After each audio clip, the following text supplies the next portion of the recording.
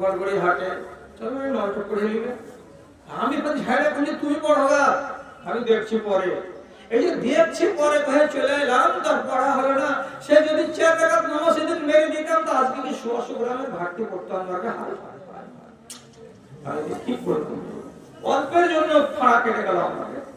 অল্পটার নয়, এখন জাহান্নামে যেতে হবে, সোজা সোজা কথা। হিসাবটা এই করা আছে, তোকে কোরআনে এর আগে বলে দেওয়া হয়েছে। তোর অনেক তোর বাপ চাচারা এই সূরাটা পড়েছে। ওয়া মামান খাফাত মাওয়াজিনুহু ফাউমুহু হাবিয়া। এর জানা নেই এটা সূরা অনেক পড়েছে। হাবিয়া জানা নাই? হাবিয়া মানে কি? হাবিয়া জাহান্নাম, হাবিয়া দোজখ।